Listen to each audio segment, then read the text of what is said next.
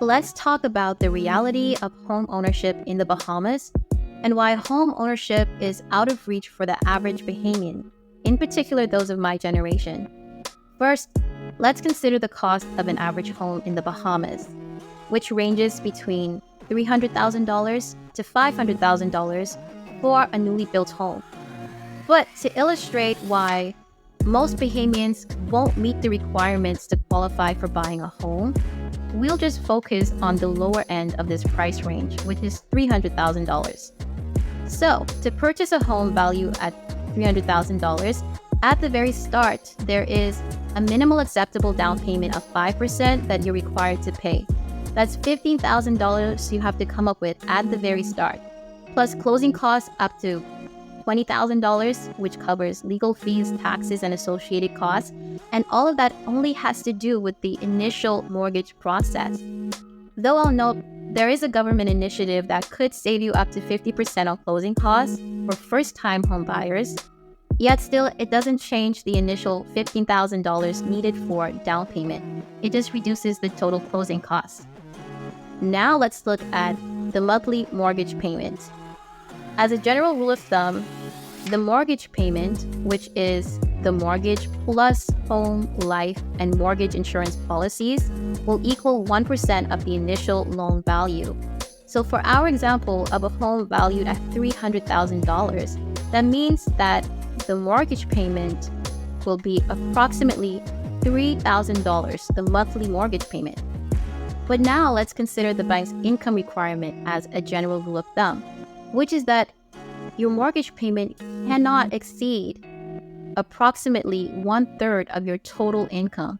This means you have to show that 1/3 or less of your income can cover your monthly mortgage payment.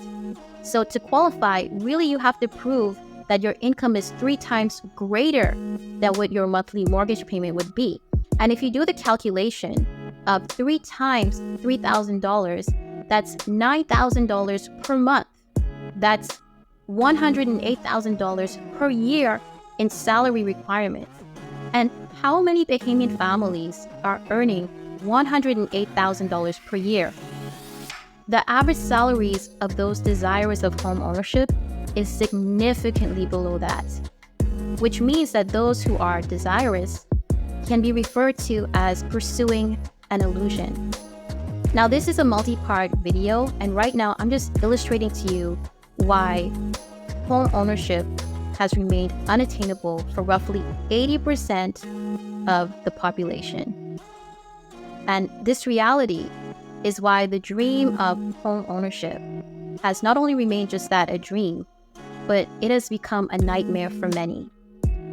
In my follow-up videos, I'll talk about a number of things. One, I'll talk about the weaknesses of the government's current first-time home buyers program.